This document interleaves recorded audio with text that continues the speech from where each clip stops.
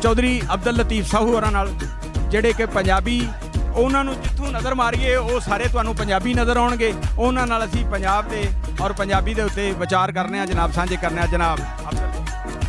बिस्मिल्लाहिर्रहमानिर्रहीम, अस्सलाम वालेकुम रहमतुल्लाहि व बरकातुहू।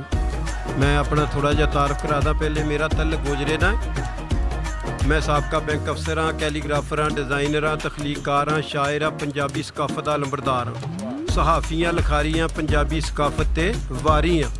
दुबई ग्लोबल विलेज फैसटीवल विचों मैनूं मिलिया इनाम है। मक्का म्यूजियम ते मस्जिद नबवी विचों मेरे ते होया इकराम। ये अल्लाह दी मेरे ते रहमत है। अज दे मेले दे हवाले नाल जिहड़ा इलियास घुम्मण साहब ने पूरे पंजाब दे फनकारां नूं, शायरां नूं, गुलकारां नूं इकट्ठा करके ਇੱਥੇ दुनिया नूं दिखाता, पूरी दुनिया नूं कि पाकिस्तान एक अमन पसंद मुल्क आ। खासकर पंजाबी, ये सारे पंजाबी इकट्ठे होए सी जिन्हां दे सिर ते पग्गां सी, पैरां 'च खुसे सी। ते उसे नाते नाल एक मैं शेर सुनाउण लगा। रहमानी साहब, तेड़ी लाचा गल विच कुर्ता, तेड़ी लाचा गल विच कुर्ता, पैरी खुसा चौड़ा जुस्सा। ये अज दी निस्बत ना। तेड़ी लाचा गल विच कुर्ता,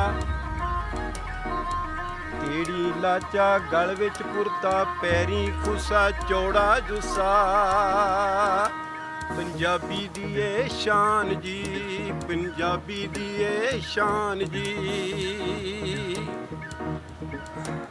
सिर ते पगड़ी हथ विच खुंडा, जी सिर ते पगड़ी हथ विच खुंडा,